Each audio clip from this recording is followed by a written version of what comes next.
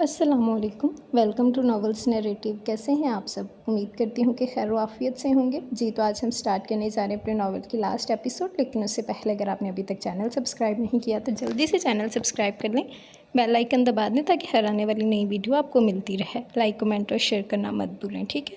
तो चलें बगैर वक्त ज़ाया किए हम स्टार्ट करते हैं। मिशी वो अपनी आंखें बंद किए सोफ़े पर बैठी थी, तब अचानक उसे दिलावर की आवाज़ सुनाई दी। बेख्तियार मिशी ने आंखें खोली।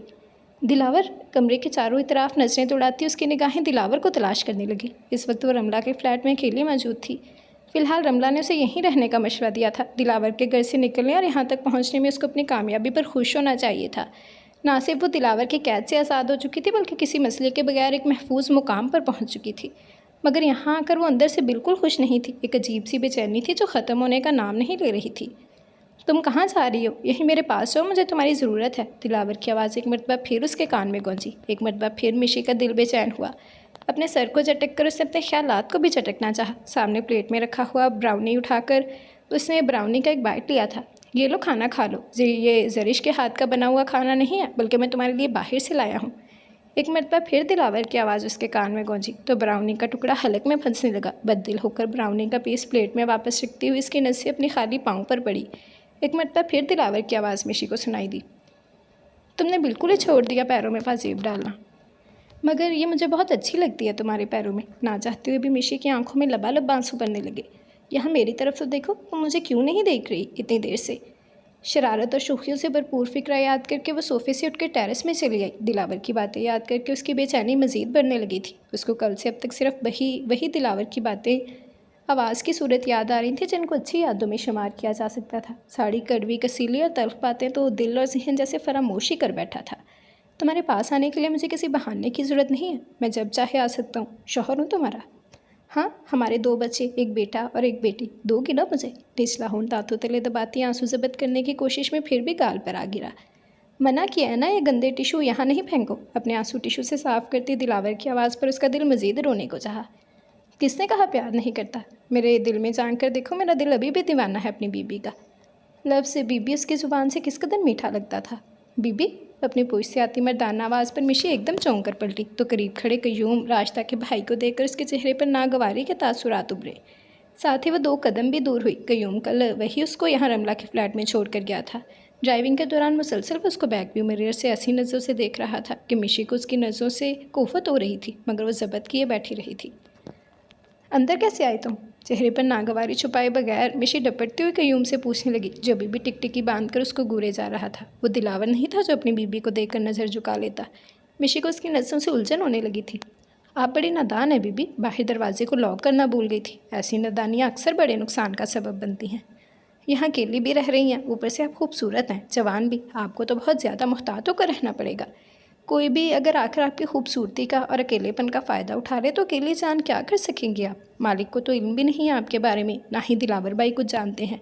सोचे ज़रा गौर से, कोई बेवकूफ़ी ये मौका हाथ से जाने देगा? कयूम जिस तरह उससे बात कर रहा था, मिशी का दिल किया वो उसके करीब जाकर ज़ोर का थप्पड़ उसके मुंह पर जड़ दे।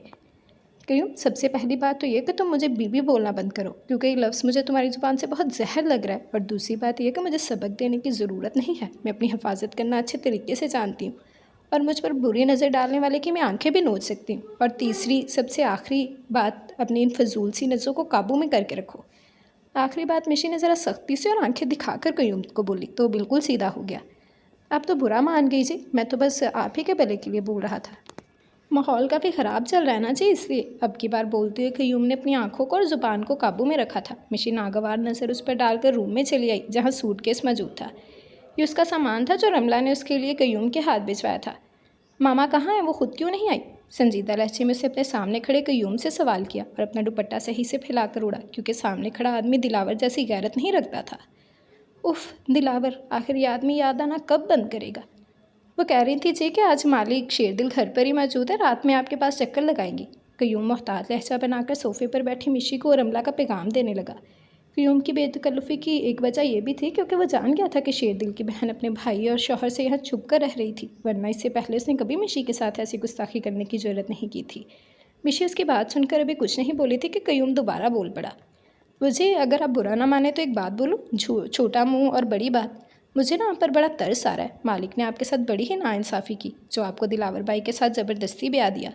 देखें जी, उन्होंने भी इतनी खूबसूरत बीवी की कदर ना की। बड़े ही कोई ना कदरे निकले दिलावर भाई तो। उनकी जगह अगर मुझ गरीब को ऐसा मौका मिल जाता तो मैं आपको रानी बना कर रखता, आपको अपनी पलकों पर बिठाता, आपके पैर धो धो कर पीता। अगर आप चाहें तो दिलावर भाई से कयूम और भी कुछ मज़ीद बकवास करने के मूड में था। मिशी सोफ़े से उठकर गुस्से में कयूम की तरफ पड़ी थी। औकात देखिए तुमने अपनी, तुम्हारा मुंह तोड़कर अभी तुम्हारे हाथ में रख दूंगी अगर मेरे सामने ज़्यादा फजूल बकवास की तो। नीचे करो अपनी ये नज़रें। मिशी गुस्से में चीखती हुई बोली, जिस पर कयूम उसका सुर्ख चेहरा देखकर ढीठ बना हंसने लगा। अपनी नज़रें क्या ही नीचे करता। मिशी को देखकर मज़ीद बोला, कयूम हाजिर है जी आपके हाथों अपना मुंह तड़वाने के लिए। आज आप मेरा मुंह तोड़ ही डालें, इसी बहाने से ही सही आपके खूबसूरत हाथ मुझ गरीब के मुंह को छुएंगे। इसी तरह से ही आपके हाथों का जायका भी मालूम हो जाएगा। कयूम बगैरती पर उतर आया तो मिशी का दिल चाहा वो सच में आगे बढ़कर इस कमीने आदमी का मुंह तोड़ डाले। न जाने उसकी माँ खुद यहाँ पर क्यों ना ही आई थी और इस चाहल आदमी को क्यों उसने यहाँ भेज दिया था। एक और कमीने का वेलकम करो, मनूस मारा। मिशी ने गुस्से में कयूम को देखते हुए साइड कॉर्नर पर मौजूद बेल पर हाथ रख दिया, जिस पर कयूम एकदम बुरी तरह से पिटा गया। मुझे अब तो बुरा मान गई, ये गार्ड शार्ड ना बुलवाएं यहाँ पर, मैं तो बस चाह रहा हूँ ये सामान देने आया हूँ आपको। कयूम जानता था ये सिक्योरिटी अलार्म था। ग्राउंड फ्लोर पर बने गार्ड रूम में मौजूद गार्ड लिफ्ट के ज़रिए 2 मिनट में यहाँ पहुँच जाएंगे। फिर ना सिर्फ मिशी के कहने पर उसकी मुरम्मत हो सकती थी, बल्कि पुलिस के हवाले भी किया जा सकता था। इसलिए डरता हुआ रमला के फ्लैट से जाने लगा। आइंदा यहाँ आकर मुझे अपनी शक्ल मत दिखाना, क्योंकि मुझे तुम्हारी ये गलीज़ शक्ल ज़रा पसंद नहीं है। मिशी उसको डर कर जाता हुआ देखकर तेज़ आवाज़ में बोली। साथ ही आगे बढ़कर उसने फ्लैट का दरवाज़ा भी लॉक कर दिया था। जाहल, उजट, चीप इंसान, इसकी इतनी हिम्मत, ये बकवास कैसे कर रहा था मेरे सामने। काश के दिलावर यहाँ पर मौजूद होता, इसको सच में मार मार कर उसका मुँह तोड़ देता। गुस्सा करते हुए मिशी को याद आया चंद माह कबल शेरदिल की पार्टी में दिलावर ने शेरदिल के दोस्त को मार मार कर कैसे उसका भरकस निकाला था, क्योंकि उसके भाई के दोस्त ने दिलावर की बीवी के लिए गलत बात बोली थी। दिलावर। एक मरतबा फिर दिलावर की याद आने पर मिशी बेबसी से उसका नाम पुकारती हुई अपना सर थाम कर दोबारा सोफे पर बैठ गई थी। मेरी बीवी के मुतल्लिक कोई ऐसी बात मत करना कि मैं तुम्हारे औरत होने का लिहाज ना करूं और गार्ड से कहकर तुम्हें धक्के देकर बाहर फेंकवा दूं। शेरदिल महरीन को पहले ही आगाह कर चुका था कि अगर वो मुंह खोले तो बहुत सोच समझ कर खोले। आपका लबो लहजा बता रहा है कि आप बहुत ज़्यादा ट्रस्ट करते हैं अपनी वाइफ पर, जबकि वो हसाम के साथ मिलकर आपको बेवकूफ़ बना रही है। मैं हसाम की बीवी नहीं हूँ, वो मुझे तलाक दे चुका है और वजह आपकी वाइफ है मिस्टर शेरदिल। चंद माह से वो दोनों आपस में मिल रहे हैं। जैसे हसाम ने मुझे हानिया के लिए छोड़ दिया है, ऐसे ही बहुत जल्द हानिया आपको हसाम के लिए छोड़ देगी। ऐसा कुछ प्लान किया है इन दोनों ने मिलकर। ये बात तलाक देते वक्त हसाम ने मुझे खुद बताई थी और ये एंकलेट लाजमी आपकी वाइफ की होगी। ये मुझे हसाम के सिटिंग एरिया में से मिली थी। महरीन सब कुछ शेरदिल को बताने के बाद अपने हाथ में पकड़ी पाजेब टेबल पर रखती हुई वहाँ से खुद जा चुकी थी, जबकि शेरदिल महरीन की बातों को सोचता टेबल पर मौजूद पाजेब को देखकर बिल्कुल शॉक्ड रह गया। ये वाइट गोल्ड की एंकलेट उसी ने हानिया को गिफ्ट की थी। शेरदिल जो गुमसुम बैठा था गुस्से में ऑफिस के कमरे से बाहर निकल गया। कहाँ जा रही हो हानी बेटा, अब तुम्हारी हालत ऐसी नहीं है जो तुम बाहर घूमो फिरो। ऐसे वक्त में थोड़ा सा एहतियात से काम लो। शेर भी 2 दिन पहले तुम्हें यही समझा रहा था। देखो वो तुम्हें किसी बात पर कुछ नहीं कहता, मगर इस मामले में बेहतियाती वो भी नज़रअंदाज नहीं करेगा। रमला हानिया को तैयार होकर बाहर जाता देखकर टोकती हुई बोली। उसका आखिरी महीना चल रहा था। चंद दिनों बाद ही डॉक्टर ने डिलीवरी की डेट दी थी और इन दिनों शेरदिल हानिया के लिए मज़ीद अपने बच्चे की वजह से हसास हो रहा था। वो छोटी छोटी बातों पर हानिया को समझाता, मगर हानिया कभी कभार उसकी बातों पर अक्सर चिढ़ जाया करती, जैसे वो इस वक्त रमला की बात से चिढ़ गई थी। मैं कोई अनोखा बच्चा पैदा नहीं कर रही मामा, जो आप और आपका शेर हर वक्त मुझ पर रोक टोक लगाए रखते हैं। तंग आ चुके हूँ मैं आप दोनों की हर वक्त की पाबंदियों से। एक दफ़ा ये बच्चा दुनिया में आ जाए तो जान छूटेगी मेरी। कहीं सैर व तफरी करने नहीं जा रही हूँ, एक दोस्त को एमरजेंसी पड़ गई, उसी को देखने जा रही हूँ। और ये आप अपने शेर का इस अंदाज में नाम लेकर मुझे डराया मत करें प्लीज़। आपका शेर सिर्फ दुनिया वालों के सामने शेर है, मेरे सामने सर्कस का शेर बन जाता है वो। आ जाऊँगी अभी आधे 1 घंटे के अंदर। हानिया ख़राब मूड की वजह से रमला को बातें सुनाकर बाहर निकल गई। गुस्से में उसने ये भी नोट नहीं किया शेरदिल की गाड़ी घर के पोर्च में मौजूद है, यानी वो ऑफिस में नहीं बल्कि घर में मौजूद था और उसकी सारी बातें सुन चुका था। ड्राइवर, फ़ोन पर बाद में बात करना, कार निकालो फ़ौरन। अपने ड्राइवर को मोबाइल पर बात करता देखकर हानिया उसे हुक्म देती हुई बोली। जी मैं आपको वहाँ पहुँचकर फ़ौरन इत्तला करता हूँ। ड्राइवर मोबाइल पर बोलता हुआ जल्दी से कॉल काट कर हानिया के हुक्म की तामील करने लगा। तो तुम्हारे कहने का मतलब ये है कि तुम शेरदिल को छोड़कर मुझसे शादी नहीं करोगी? हसाम गुस्से की शिद्दत से अपना जबड़ा बेंचे ज़ब्त करता हुआ सामने मौजूद हानिया से पूछने लगा। नहीं, मेरे कहने का ये मतलब है कि मैं शेरदिल को छोड़ूं या ना छोड़ूं, इससे तुम्हारा लेना देना नहीं है। बिलफर्ज अगर मैं इसको छोड़ भी देती हूँ फिर भी मैं तुमसे शादी नहीं करूँगी, क्योंकि तुम भरोसा लायक इंसान नहीं हो हसाम। क्या मालूम तुम फिर मुझे पैसे की खातिर पहले की तरह किसी दूसरे आदमी के आगे डाल दो। क्या मालूम तुम महरीन से भी यही सब कुछ करवाते रहे होगे। हानिया खुद इत्मादी से बोलती हुई सोफे से उठी तो असाम उसकी बात सुनकर ज़ोर से चीखा, शट अप हानिया, तुम मासूम शक्ल रखने वाली धोखेबाज लड़की हो। मुझे मेरी सारी प्रॉपर्टी वापस चाहिए वरना अपना अंजाम सोच लेना। हसाम हानिया को धमकाता हुआ बोला, मगर हसाम को अब अपनी जल्दबाजी और बेवकूफ़ी पर गुस्सा आ रहा था कि कैसे वो एक छोटी सी लड़की के हाथों बेवकूफ़ बनकर अपनी सारी प्रॉपर्टी उसके नाम कर चुका था। हसाम के धमकाने पर हानिया हंसी, मेरे बाबा भी धोखे में मारे गए थे, तुम तो शक्ल से भी मासूम नहीं हो। न जाने क्यों उन्होंने तुम पर इतबार करके मेरी शादी तुमसे करवा दी। जिस तरह धोखे से तुमने मुझसे सारी प्रॉपर्टी अपने नाम करवाई थी, बिल्कुल उसी तरह वो प्रॉपर्टी मैं अपने नाम करवा चुकी हूँ। और अंजाम की बात तुम मत करो हसाम, अंजाम तो तुम्हारा ऐसा होगा जो दुनिया सबक लेगी तुम्हें देखकर। हानिया उससे बोलती हुई उसके घर से जाने लगी, मगर जल्दी से हसाम ने हानिया का बाजू पकड़ा। वो सोने की चिड़िया थी, उसे प्यार से डील करना ही बेहतर था। हानिया, मुझे प्रॉपर्टी नहीं चाहिए। अगर मुझे दौलत की लालच होती तो मैं सारी दौलत तुम्हारे नाम ही क्यों करता। ये सारी दौलत तुम अपने पास रखो, मगर मुझे अपना लो प्लीज़, मैं सच्ची मोहब्बत करता हूँ तुमसे। हसाम की बात पर हानिया ने नागवारी से उसके हाथ को देखा जिससे उसने हानिया का बाजू पकड़ा हुआ था। फिर हानिया ने गुस्से में हसाम को देखते हुए ज़ोरदार तमाचा उसके मुंह पर रसीद किया। अपने निजस और प्लीत हाथों से मुझे आइंदा छूने की ज़रूरत नहीं है। क्या बोला तुमने? मोहब्बत करते हो मुझसे? अगर दुनिया में मेरे नज़दीक कोई इंसान नफ़रत के काबिल है तो वो तुम हो हसाम, सिर्फ तुम। शेरदिल ने तो धोखेबाजी से मेरी इज्जत लूटी थी, लेकिन तुमको मेरा रखवाला बनाया गया था। तुम्हारी ज़मीर ने कैसे गवारा कर लिया कि तुम अपनी इज्जत का सौदा करते ही गैर मर्द से, तुम जैसे मर्द की बीवी बनने से बेहतर है कि मैं अपने आप को आग लगा डालूं। आइंदा मुझसे रब्ता करने की या मिलने की कोशिश मत करना, वरना तुम्हारे साथ तुम्हारी सोच से भी ज़्यादा बुरा करूँगी मैं। हानिया बेखौफी से उसको बोलती हुई हॉल से बाहर निकलने लगी, मगर वहाँ शेरदिल को आता देखकर हानिया के कदम वहीं रुक गए। हसाम शेरदिल को देख नहीं पाया था। उसे हानिया पर शदीद गुस्सा था, जिसके नतीजे में उसने हानिया को ज़ोर से धक्का दिया। हानिया, शेरदिल चीखता हुआ तेज़ी से हानिया की तरफ बढ़ा, मगर इससे पहले वो फर्श पर गिर चुकी थी। यू बास्टर्ड, मेरी बीवी को हाथ कैसे लगाया तूने? मार डालूंगा मैं तुझे। शेरदिल ने गुस्से में हसाम का गिरेबान पकड़कर उसे बुरी तरह पीटना शुरू कर दिया। शेरदिल के साथ उसका गार्ड और ड्राइवर भी हॉल में आ चुके थे।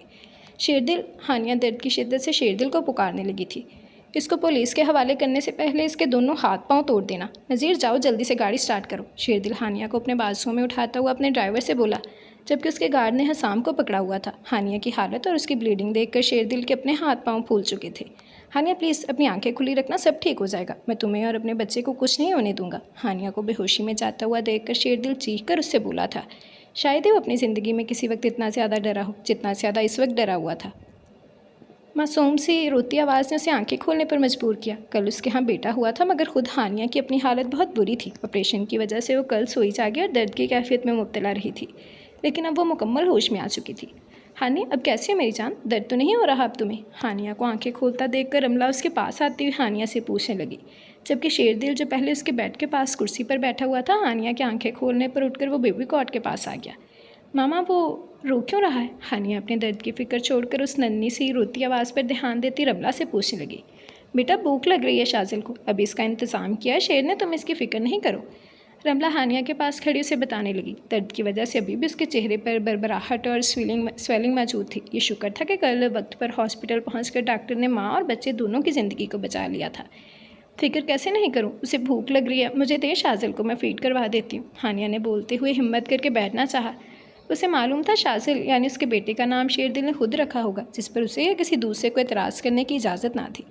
तुम्हें शाजिल को अपना फ़ीड देने की ज़रूरत नहीं है। डॉक्टर ने शाजिल के लिए टॉप फीड रिकमेंड किया है और मैंने शाजिल के लिए आय का भी बंदोबस्त कर दिया है, जो अब से उसकी प्रॉपर देखभाल करेगी। तुम्हें मेरे बेटे के लिए परेशान होने की ज़रूरत नहीं है। शेरदिल की आवाज़ में इतनी अजनबियत थी कि हानिया उसको देखती रह गई और कुछ बोलने के काबिल नहीं रही। क्या मतलब है तुम्हारा? क्यों लेगा मेरा बेटा टॉप फीड? अभी मैं ज़िंदा हूँ। मामा, अभी शाजिल को लाकर मुझे दे, मैंने अभी तक सही से देखा भी नहीं अपने बेटे को। और देखें ये मेरे सामने कैसी बातें कर रहा है। हानिया को शेरदिल की बात बहुत बुरी लगी थी। उसने बेकरार लहजे में रमला से शाजिल को मांगा था। तब हॉस्पिटल के कमरे में एक 27 साल औरत आई जिसके हाथ में दूध का डिब्बा और फीडर मौजूद था। आप इसे यहाँ से ले जाएं और एहतियात से फीड करवाएं। याद रहे, शाजिल के काम में किसी भी किस्म की गफलत और लापरवाही बिल्कुल बर्दाश्त नहीं की जाएगी। शेरदिल कॉर्ड से शाजिल को उठाकर गवर्नेंस के हवाले करता हुआ बोला तो हानिया तड़प कर शेरदिल को देखने लगी। तुम मुझे मेरा बेटा देखने तो देते। शेरदिल सुनो, तुम मेरे साथ ऐसा सलूक नहीं कर सकते। मुझसे मेरा बेटा दूर नहीं कर सकते तुम। अभी तक तुम अच्छी तरह जान गए होगे कि मैं हसाम के पास क्यों गई थी। सिर्फ और सिर्फ उससे बदला लेने मेरा मकसद था। सिर्फ उसे बदला लेना मेरा मकसद था और कुछ नहीं। शेरदिल, जाओ प्लीज़ उस औरत से मेरा बच्चा लाकर मुझे दो। अभी और इसी वक्त, हानिया उससे दो टूक लहजे में बोली तो शेरदिल कदम उठाता हुआ हानिया के पास आया था।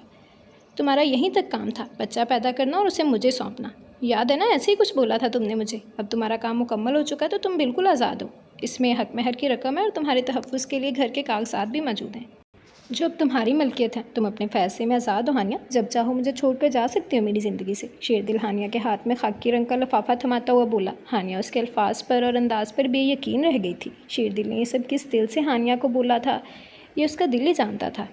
जख्मी निगाह हानिया के चेहरे पर डालकर हॉस्पिटल के कमरे से बाहर निकल गया। हानिया हैरत ज़दा होकर खाली दरवाजे को देखने लगी जहाँ से चंद सेकंड पहले शेरदिल गया था, और फिर वो हैरत से रमला को देखती हुई बोली, देख रही हैं आप, इसकी बात का क्या मतलब था? वो अलग होने की बात कर रहा है, वो भी इतने सुकून से। वो ये सब कैसे भूल सकता है? मामा, वो मेरा बेटा मुझसे छीन रहा है और आप खामोश खड़ी हैं। हानिया दबे दबे गुस्से में रमला से बोली थी। बेटा रिलैक्स, वो भी गुस्से में है, तुम्हें सब्र से काम लेना चाहिए वरना बात बिगड़ सकती है। और वैसे भी तुमने जो हमाकत की है उसको भी तो नज़रअंदाज नहीं किया जा सकता। अभी तक की अपनी तमाम गलतियों और रवैये पर भी नज़र डालो। तुमने भी अभी तक कौन सा अच्छा सलूक किया है शेर के साथ? अभी खामोशी इख्तियार करो, सब ठीक हो जाएगा, रमला हानिया को समझाती हुई बोली थी। हानी क्या हुआ, इस तरह रो क्यों रही हो मेरी जान? हॉस्पिटल में रात के पहर हानिया के रोने की आवाज़ पर रमला नींद में हड़बड़ाकर उठी और परेशान होकर हानिया से उसके रोने की वजह पूछने लगी। कॉल करके भी यहाँ बुलाई शेरदिल को, मुझे बात करना है उससे। हानिया रोती हुई रमला से बोली, दोपहर वाला शेरदिल का रवैया और बातें उसे अभी तक हजम नहीं हुई थी। मगर बेटा इस वक्त टाइम देखो, वो भी आराम कर रहा होगा। मुझे बताओ, अगर पेन वगैरह हो रहा है तो मैं डॉक्टर को बोलती हूँ। शेर इतनी रात में यहाँ आकर क्या करेगा? रमला हानिया के रोने पर परेशान होती हानिया को समझाती हुई बोली। हानिया की कंडीशन देखती हुई अभी तक मिशी के पास नहीं जा सकती थी। डॉक्टर को नहीं, अब शेरदिल को यहाँ बुलाएं। अगर आपने उसको कॉल नहीं मिलाई तो मैं हॉस्पिटल में नहीं रहूँगी, भाग जाऊँगी यहाँ से। हानिया की धमकी पर रमला परेशान हुई थी। एक बेटी शौहर को छोड़कर भाग चुकी थी, दूसरी भागने की धमकी दे रही थी। रमला शेरदिल को कॉल मिलाने लगी। कॉल मिलते ही हानिया रमला से मोबाइल ले चुकी थी। सारे पागल भरे हैं इस नॉवल में, क्या कर रहे हो इस वक्त? नींद में डूबी हुई शेरदिल की आवाज़ सुनने के बावजूद हानिया उससे पूछने लगी, क्या तुमने ये सवाल पूछने के लिए मुझे कॉल मिलाई है? सोने के अलावा और क्या करूँगा मैं इस वक्त? शेरदिल घड़ी में टाइम देखते हुए संजीदा लहजे में उससे बोला। मगर रात के इस पहर हानिया की आवाज़ सुनकर वो मुकम्मल तौर पर बेदार हो चुका था। शेरदिल, तुम यहाँ आ जाओ अभी और इसी वक्त। हानिया की बात तो शेरदिल खामोश हो गया, मगर हानिया के पास खड़ी रमला बोल उठी, हानि तुम पागल तो नहीं हो गई हो? उसका सुकून क्यों बर्बाद कर रही हो? अगर तुम्हें नींद नहीं आ रही तो उसको तो आराम करने दो, वो कल से ही हॉस्पिटल में मौजूद था, थका हुआ होगा, उसे रेस्ट करने दो। रमला अब की बार हानिया को डांटती हुई बोली, क्या किया है उसने हॉस्पिटल में ऐसा जो वो थक गया है? बच्चा तो मैंने पैदा किया है, दर्द मैंने सहा है, तकलीफ़ मैंने उठाई है, थक वो गया है। आप मत बोलें बीच में प्लीज़। शेरदिल, तुम सुन रहे हो मुझे? बताओ तुम अभी यहाँ आ रहे हो या नहीं? हानिया रमला से सारी गुफ्तगू मोबाइल पर कान से लगाई कर रही थी, जो शेरदिल ने साफ सुनी थी, जबकि रमला हानिया की बात पर अपना सर पकड़ कर बैठ गई थी। ओके, मैं आ रहा हूँ, शेरदिल हानिया को जवाब देता हुआ कॉल काट चुका था।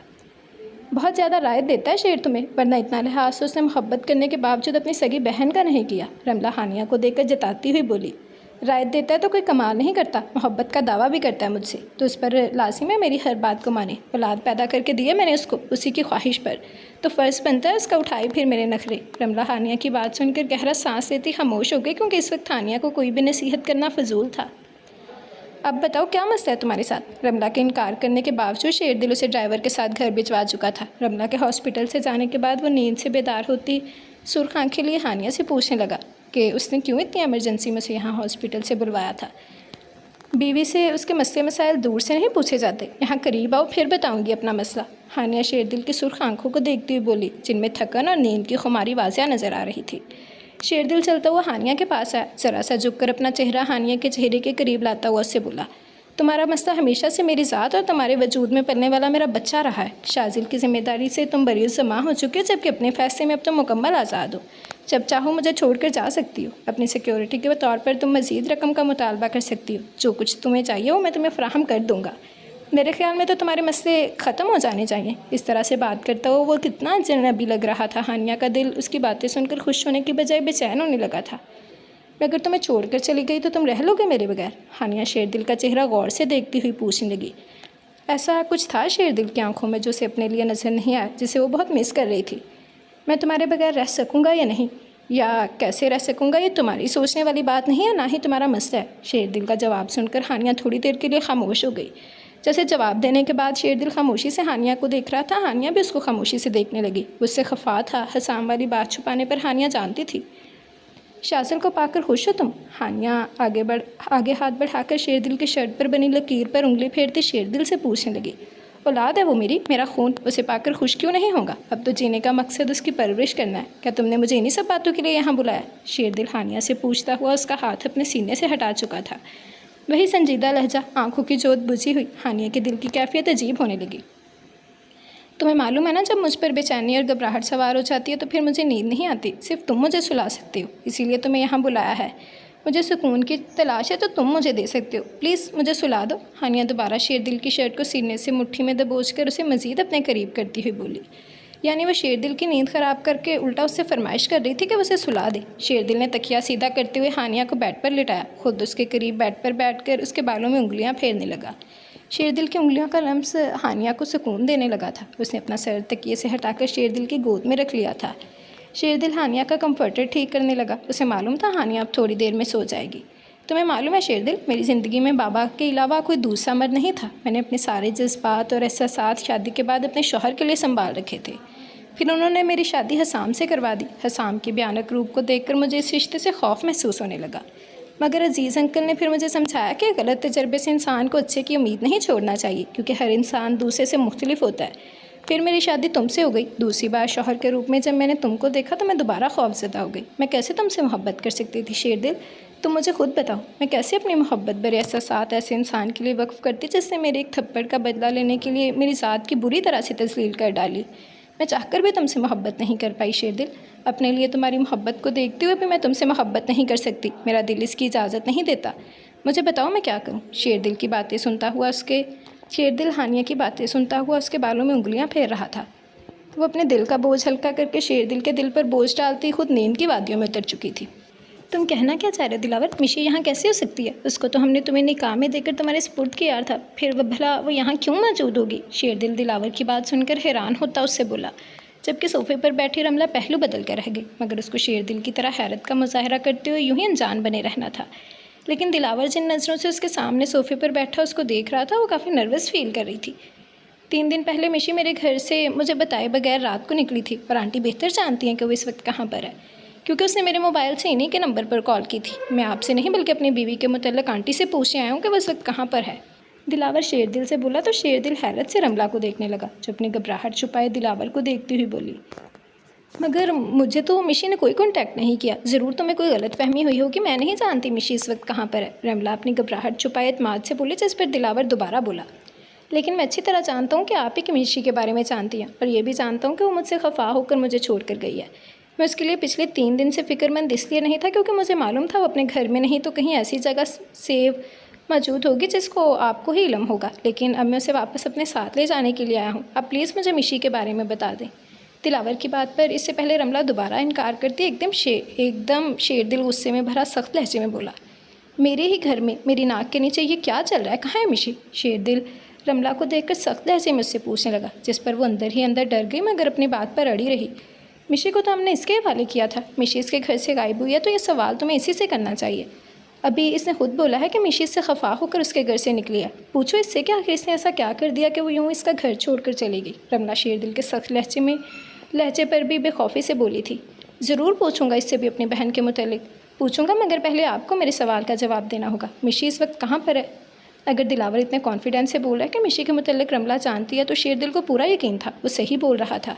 शेरदिल अपना गुस्सा दबाए रमला से बोला, जिस पर रमला ने उसे देखे बगैर कहा, मैंने कहा मुझे इल्म नहीं। वो लापरवाह अंदाज में बोलती हुई नहुसत से चेहरे का रुख फेर गई, जैसे हॉल में मौजूद इन दोनों मर्दों से वो खफा हो। दिलावर अब बिल्कुल खामोश सोफे पर बैठा हुआ था, क्योंकि वो जानता था शेरदिल अब मिशी के बारे में रमला से पूछ कर ही दम लेगा। आपको इस बात का इल्म है कि आप मौसी की एक फ्लॉप एक्ट्रेस क्यों नहीं है? क्योंकि सिचुएशन के हिसाब से आपकी एक्टिंग बिल्कुल ओवर हो जाती है, जैसे कि इस वक्त। शेरदिल को रमला पर मज़ीद गुस्सा आया था। वो पहले ही अपने और हानिया के रिश्ते को लेकर परेशान था, और रमला ने उसके लिए एक नई परेशानी ला खड़ी कर दी थी। मुझसे तमीज़ से बात करो शेर, मैं तुम्हें खुद से बदतमीज़ी करने की हरगिज़ इजाज़त नहीं दूंगी। रमला शेरदिल की बदतमीज़ी पर उसे आंखें दिखाती हुई सख्त लहजे में बोली। शेरदिल रमला को नज़रअंदाज करता हुआ रास्ता को आवाज़ देने लगा, जाओ जाकर अपने भाई को बुला कर लाओ फ़ौरन। शेरदिल जान गया था रमला अब ज़िद में आकर उसको कुछ नहीं बताने वाली थी। उसने रास्ता से कयूम को जब ही बुलवाया था क्योंकि पिछले 3 दिन से रमला के काम वही कर रहा था, जबकि कयूम के हॉल में आने पर रमला ने एक बार फिर बेचैनी से पहलू बदला था। मालिक, आपने मुझे बुलाया? कयूम ने एक नज़र दिलावर पर डाली, फिर रमला को देखता हुआ वो शेरदिल से बोला तो शेरदिल सोफे से उठकर उसके सामने आ खड़ा हुआ। शेरदिल के पथरीले तासुरात देखकर कयूम की सीटी गुम हुई थी। शेरदिल ने बिना कोई बात बोले कयूम के मुंह पर ज़ोरदार थप्पड़ रसीद किया, जिस पर रमला उछली और बुरी तरह से सहम गई, जबकि दिलावर वैसे ही खामोश बैठा रहा, क्योंकि वह शेरदिल के इस अंदाज से अच्छी तरह वाकिफ़ था। क्या गलती हो गई मुझसे मालिक? अपने दाएं गाल पर हाथ रखे शेरदिल को मुखातिब करते हुए उसने तिरछी नज़र रमला पर डाली, जो कि उसको बुरी तरह घूर रही थी।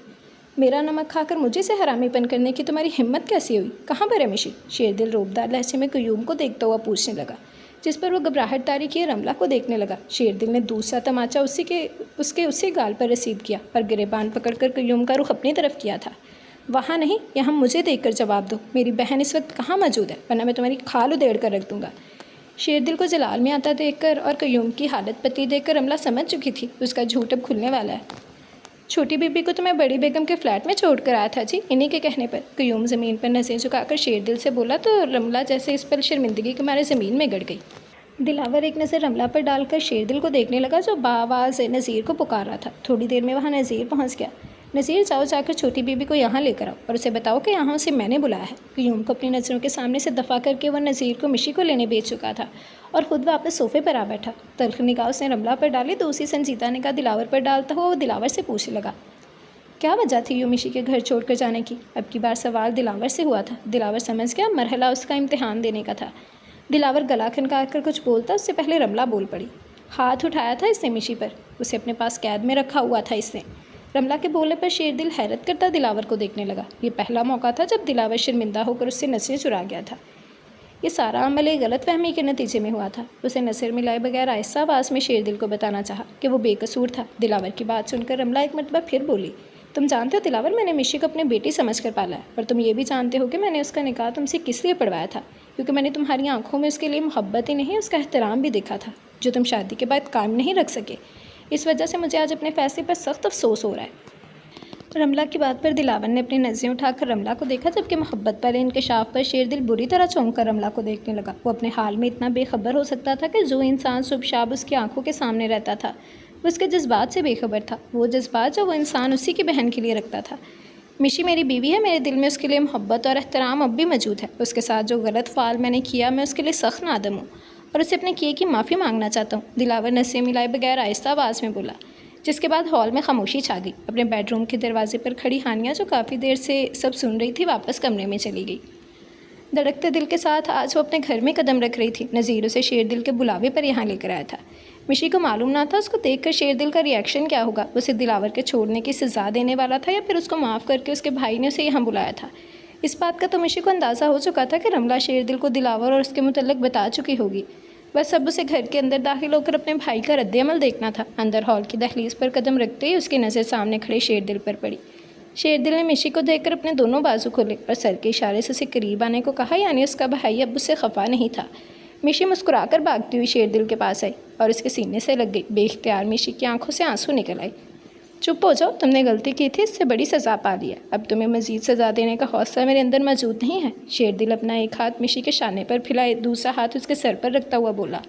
तो मिशी को अपने अंदर इत्मीनान उतरता हुआ महसूस हुआ। अब कहीं जाकर उसकी गलती को माफ़ किया गया था, मगर अपनी एक गलती के पीछे वो क्या कुछ सह चुकी थी ये उसका दिल ही जानता था। हॉल में कदम रखती हानिया को देखकर मिशी मुस्कुराई थी और सोफ़े पर मौजूद रमला को मिशी पहले ही देख चुकी थी, मगर अपनी पुश्त पर सोफ़े पर बैठे दिलावर से वो अभी तक बेखबर थी। मिशी, दिलावर के पुकारने पर मिशी के चेहरे पर मुस्कुराहट गायब हुई। वो एकदम पीछे मुड़ी तो दिलावर उसको देखकर सोफ़े से उठकर खड़ा हुआ।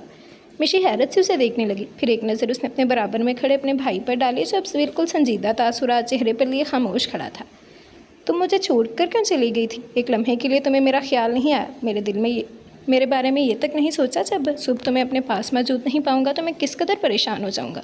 हकीकत खुलने पर सारी गलतफहमियां दूर होने के बावजूद तुम मुझे छोड़कर चली गई। ये कदम तुमने इसीलिए उठाया क्योंकि तुम मेरी कमज़ोरी जानती थी। तुम ये जानती थी कि मैं तुमसे दूरी बर्दाश्त नहीं कर पाऊंगा। मुझे परेशान करने के लिए तुमने जानबूझकर ऐसा किया। तुमने आंटी के सामने अपनी साथ हुई ज़्यादतियों का जिक्र कर दिया कि मैंने तुम पर हाथ उठाया, तुम्हें कैद में रखा। सही है, मैंने गलत किया, बल्कि बहुत ज़्यादा गलत किया तुम्हारे साथ। क्या मैंने तुमसे अपने तमाम गलत अमल की माफ़ी नहीं मांगी? इन गुज़रे चंद माह में तुम्हें हर वक्त सिर्फ तकलीफ़ ही पहुँचाई है मैंने। क्या तुम्हें कभी खुश रखने की कोशिश नहीं की? यहाँ अपनी फैमिली के सामने मेरी दूसरी फीलिंग्स का भी तज़किरा करो। फिर क्या तुमसे मोहब्बत नहीं की मैंने? तुम इन लम्हात को कैसे फरामोश कर सकती हो जिसमें तुम्हें खुद मेरी मोहब्बत का यकीन हुआ था? अब चुप क्यों हो? बोलो। हॉल में मौजूद हर फर्द को फरामोश किए वो सिर्फ मिशी को देखकर उससे मुखातिब था। दिलावर की बातों पर मिशी की आंखें नम होने लगी। दिलावर कदम बढ़ाता हुआ चलकर मिशी के पास आया था। मैं मानता हूँ मेरी बरी हुई बहन ने तुम्हारे ऊपर झूठा इल्ज़ाम लगाया, तुम्हारे किरदार को मेरी नज़र में और मेरी बाकी फैमिली की नज़र में मशकूक ठहराया। दिलावर की बात पर मिशी उसको टोकती हुई बोली, यहाँ ऐसे लफ्ज़ों में उसका जिक्र मत करो दिलावर, वो अब इस दुनिया में नहीं रही। मैंने उसको माफ़ किया है, मेरा अल्लाह भी उसको माफ़ करेगा। मिशी अपनी आंखों से आंसू पोंछती हुई बोली, वो नहीं चाहती थी ज़रिश के मुतालिक कोई भी बात उसकी फ़ैमिली को मालूम हो, क्योंकि ज़रिश अब मर चुकी थी। मिशी ना तो मज़ीद उसको बद्दुआएं दे सकती थी और ना ही उसके ऐब से पर्दा हटा सकती थी। वो मर चुकी है तो तुमने उसको माफ़ कर दिया। ये बताओ मुझे कब मेरी गलतियों की माफ़ी मिलेगी? क्या मेरे मरने के बाद? दिलावर ने बोलते हुए मिशी को दोनों बाजुओं से पकड़ा तो मिशी तड़प कर उसे देखने लगी जैसे दिलावर की बात पर उसे तकलीफ़ पहुँची हो। मानता हूँ तुम पर शक करके गलत किया, मगर इस बात को तुम जुटला नहीं सकती कि तुम्हें किसी दूसरे के कहने पर या किसी मजबूरी में तो नहीं अपनाया था, बल्कि पूरी ईमानदारी के साथ सच्चे दिल से मोहब्बत से अपनाया था। सिर्फ अपने नाम ही नहीं दिया, तुम्हें मोहब्बत भी दी थी। मुझे छोड़कर आते हुए तुम्हें ये सब बातें याद नहीं रही? मेरी मोहब्बत को कैसे भूल गई तुम? जवाब दो मुझे। दिलावर के बोलने पर हॉल में मौजूद अपनी फैमिली को देखकर वो सटपटाई थी, और वो था कि इस वक्त सबको फरामोश किए खुलेआम उसके घर वालों के सामने अपनी मोहब्बत का इजहार कर रहा था। दिलावर छोड़ो। मिशी कनखियों से अपने बराबर में खामोश खड़े शेरदिल को देखकर आहिस्ता आवाज़ में दिलावर से बोली। इस वक्त शेरदिल के साथ हानिया और रमला बिन दोनों की तरफ ही मुतवज्जो थे। पहले मुझे जवाब दो, क्यों छोड़ कर गई थी मुझे? आखिर तुम्हें कब एहसास होगा मेरी मोहब्बत का? वो भी मिशी को बाजुओं से पकड़े उससे पूछ रहा था, जैसे इन दोनों बातों के लिए उसे शिकवा करने का हक रखता हो। दिलावर वो कह रही है तो छोड़ दो उसे। मिशी के छिनपे हुए तासुरात देखकर शेरदिल को बीच में मुदाखलत करना पड़ी तो दिलावर ने शेरदिल की तरफ देखा। मैं अपनी बीवी को अपने साथ ले जाना चाहता हूँ। दिलावर मिशी के बाजू से अपना हाथ हटाकर शेरदिल की आंखों में देखकर उसे बोला, क्योंकि शेरदिल की बहन उसकी बीवी थी। फिर भला वो क्यों उसके या किसी दूसरे के सामने कतराता या फिर झिझकता? मेरी इजाज़त से ज़्यादा मिशी की मर्जी मैटर करती है। अगर वो तुम्हारे साथ जाना चाहती है तो बेशक चली जाए, लेकिन याद रखना तुम्हारी बीवी शेरदिल की बहन है, तुम उसे ज़ोर ज़बरदस्ती यहाँ से नहीं लेकर जा सकते। शेरदिल की बात सुनकर दिलावर मिशी को देखने लगा था। मिशी घर चलो प्लीज़, तुम्हें मुझसे मज़ीद जो भी शिकवे शिकायत हैं वो घर जाके कर लेना। तमाम गलत फहमियाँ दूर हो चुकी थी, सारे गिले ख़त्म हो चुके थे। दिलावर उम्मीद भरे लहजे में मिशी को देखता हुआ बोला, मैं तुम्हारे साथ नहीं जाना चाहती, फ़िलहाल यहीं रहना चाहती हूँ अपने घर पर। मिशी उससे नसें चुराती हुई बोली। मिशी की बात पर वो बेयकीन सा उसे देखने लगा। लफ्ज़ अपना घर, ये बात उसको बहुत बुरी तरह चुभी थी, यानी जहाँ वो उसके साथ रहती थी इस जगह को अपना घर नहीं समझती थी। नसें क्यों चुरा रही हो? यहाँ मेरी तरफ देखकर बात करो और बोलो कि तुम मेरे साथ नहीं जाना चाहती। दिलावर ने मिशी से बोलते हुए उसका हाथ दोबारा थामना चाहा, मगर शेरदिल ने दिलावर के कंधे पर अपना हाथ रख दिया। दिलावर, अभी थोड़ी देर पहले मैंने कहा तुम इसे ज़ोर ज़बरदस्ती से पेश नहीं आ सकते। शेरदिल एक मरतबा फिर दिलावर को याद दिलाता हुआ बोला, मुझे अकेले में अपनी बीवी से बात करनी है। ये हमेशा ही मेरे साथ ऐसे करती है और अभी भी मुझे सिर्फ तंग कर रही है। दिलावर शेरदिल को देखता हुआ बोला तो शेरदिल मिशी की तरफ देखने लगा। मुझे इससे अकेले में कोई बात नहीं करनी। मिशी ने दोबारा उससे नसें मिलाए बगैर बोला तो दिलावर को उस पर अफसोस होने के साथ साथ गुस्सा भी आने लगा, जिसे वो ज़ब्त करता हुआ बोला, तुम मेरे साथ अब इस तरह नहीं कर सकती मिशी। हमारे दरमियान सब कुछ सुलझ चुका है, सारी बातें साफ़ होकर सामने आ गई हैं। अगर तुम अभी तक मेरे रवैये से हर्ट हो तो मैं अपनी सारी गलतियों के लिए तुमसे दोबारा माफ़ी मांग लूँगा, मगर प्लीज़ मेरे साथ वापस चलो। तुम जानती हो ना मैं तुम्हारे बगैर नहीं रह सकता। फिर क्यों कर रही हो इस तरह का सलूक मेरे साथ? दिलावर ने बोलते हुए मिशी के करीब आकर उसे बाजू से थामना चाहा, मगर शेरदिल ने दिलावर की कलाई पकड़ ली। दिलावर, वो तुम्हारे साथ नहीं जाना चाहते तो तुम इससे ज़ोर ज़बरदस्ती नहीं कर सकते। मैं तुम्हें बार बार समझा रहा हूँ। शेरदिल अब की बार दिलावर से सख्त लहजे में बोला। रमला और हानिया बिल्कुल खामोश खड़ी थी, जबकि मिशी अपने चेहरे का रुख दूसरी जानब मोड़कर खड़ी हो गई थी। ये हमेशा इसी तरह करती है मेरे साथ, अभी भी जानबूझकर मुझे परेशान कर रही है। ये मेरी तरफ इसीलिए नहीं देख रही क्योंकि अच्छी तरह जानती है अगर मैं अपनी पर आया तो इसकी झूठी या ना हार जाएगी। दिलावर अब की बार ज़ब्त किए बगैर गुस्से से तेज़ आवाज़ में बोला। दिलावर, इस तरह यहाँ तमाशा लगाने से कुछ हासिल नहीं होगा। अगर तुम्हारी जगह पर यहाँ कोई दूसरा खड़ा होता तो तुम खुद अच्छी तरह जानते हो मैं उसके साथ क्या सलूक करता। बेहतरी इसी में है कि तुम इसी वक्त यहाँ से चले जाओ। शेरदिल सख्त लहजे में बोला तो दिलावर मिशी की पुश्त पर शिकवा भरे निगाह डालकर बिना कुछ बोले वहाँ से निकल गया। जी, तो ये थी हमारी आज की एपिसोड। उम्मीद करती हूँ आप लोगों को अच्छी लगी होगी। सबसे पहले तो आई एम रियली सॉरी, मैं आज लास्ट एपिसोड देने वाली थी, लेकिन अब आप समझ लें कि ये 2 पार्ट्स में हो गई है। मेरा पूरा इरादा था कि आज मैं इस नावल को एंड कर दूँगी, लेकिन थोड़ी सी मेरी मजबूरी समझें। एक्चुअली मुझे कोई मसला चल रहा है इधर, तो मुझे अर्जेंटली पहले तो कल आना पड़ा, लाहौर आना पड़ा रात टाइम। तो आज सारा दिन मेरा अपने मसले हल करने में ही गुजर गया। तो अभी मुझे था कि शायद मुझे टाइम मिल जाए, लेकिन अभी मैं बैठी हूँ रिकॉर्डिंग करने तो इतनी सी ही हो चुकी है। तो अब मुझे वापस मुल्तान जाना है, तो मुझे बहुत टाइम लग जाएगा। तो बजाय इसके कि मैं छुट्टी करती, मैंने कहा चलो कुछ ना कुछ तो दे दूँ ना। तो आई होप कि आप लोग मेरी मजबूरी समझेंगे, कोऑपरेट करेंगे और प्लीज़ दुआ कीजिएगा कि अल्लाह पाक मेरे लिए आसानी करें। आप लोगों की दुआओं की अशद ज़रूरत है। इंशाल्लाह कल अगर तो मैं थकावट उतर गई और मेरा मसला, चलो थकावट भी छोड़ दें, अगर मेरा मसला हल हो गया तो इंशाल्लाह मैं कल एज ए सरप्राइज़ के तौर पर आपको इसका बाकी का पार्ट दे दूँगी। तो आप लोग दुआ कीजिएगा। उम्मीद करती हूँ कि आप लोगों ने बुरा नहीं माना होगा। आई एम रियली सॉरी, मुझे खुद बहुत अच्छा नहीं लग रहा है नॉवल इस तरह दरमियान में छोटी सी एपिसोड रिकॉर्ड करना, लेकिन कुछ ना होने से होना बेहतर है। और मेरा भी थोड़ा सा मसला समझे, अब मुझे जाना है, काफ़ी टाइम हो चुका है। तो अभी बस हम निकलने ही वाले थे, तो मैं रिकॉर्डिंग करने यही सोच के बैठी थी कि चलें मैं अपनी तरफ से पूरी कर दूंगी, लेकिन नहीं हो सकी। I am really sorry. और कुछ मेरा ये था कि मैं एपिसोड आगे कर सकती थी, लेकिन वो ये था पूरी होनी नहीं थी। कल वाला पार्ट भी 10-12 मिनट का फिर रह जाना था। तो इससे अच्छा ये है ना कि अभी हम हाफ़ ही कर लें दोनों पार्ट्स को। और आप लोगों के कमेंट्स भी मैंने लाजमी देखने थे, क्योंकि वो आप लोगों का प्यार है, आप लोगों का साथ है, जिसे मैं नज़रअंदाज नहीं कर सकती। तो उम्मीद करती हूँ कि आप लोग थोड़ा सा मेरे साथ कोऑपरेट करेंगे आज का दिन।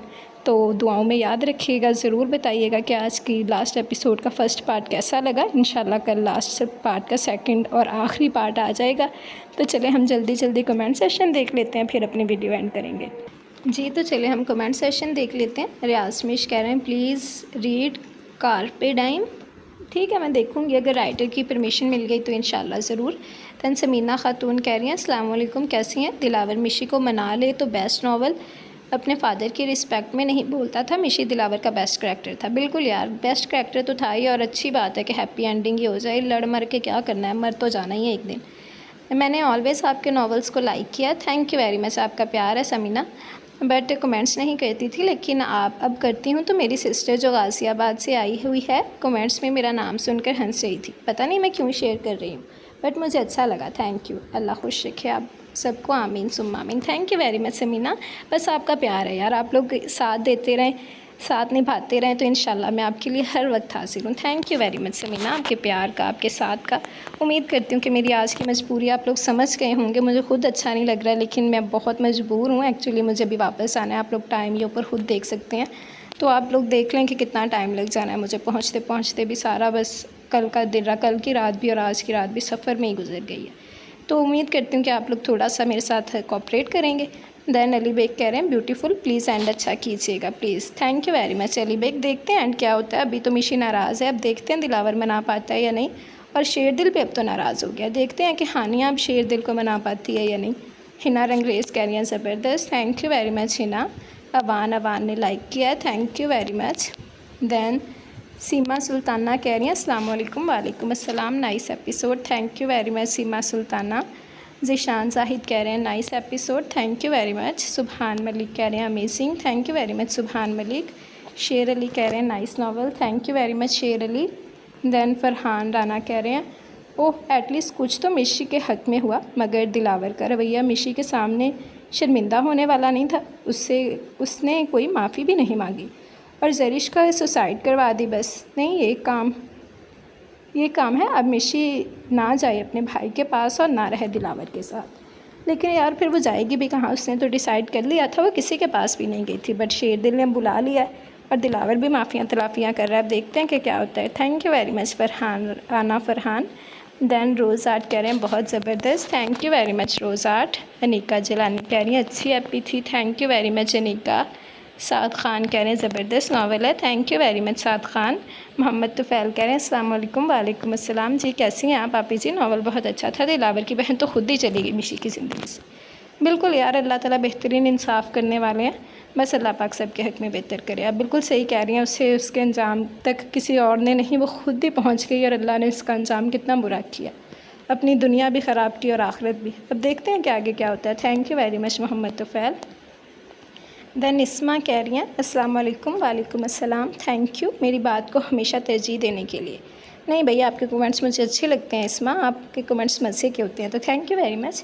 एपिसोड अच्छी थी, शुक्र है मिसअंडरस्टैंडिंग ख़त्म हुई और हम कुछ तो आगे बढ़े। बिल्कुल यार, वेल मिशी ने फ़ैसला ठीक ही किया है, दिलावर को भी उसकी कदर होनी चाहिए। बिल्कुल आप सही कह रही हैं। मैं एग्ज़ाम्स के बाद बिल्कुल फ़ारिग हूँ, तो घर के काम करने के बाद आपके नॉवेल्स का इंतज़ार करती रहती हूँ। आई थॉट कहीं घूम आऊँ, वरना काम वाली समझने लगी हूँ खुद को। सही बात है, बिल्कुल यार, घर में बैठा बंदा वैसे बोर हो जाता है। मैं खुद काफ़ी बोर हो गई थी, लेकिन अभी तो मेरा थोड़ा सा इशू चल रहा है, तो बस मेरा वैसे ही चक्कर लग गया लाहौर का, वरना मैं खुद घर में आजकल फ्री ही बैठी हुई थी। नॉवल रीडिंग, नॉवल सर्चिंग, आप लोगों के लिए अच्छी अच्छी कलेक्शन, और सारा दिन मेरा यही काम था।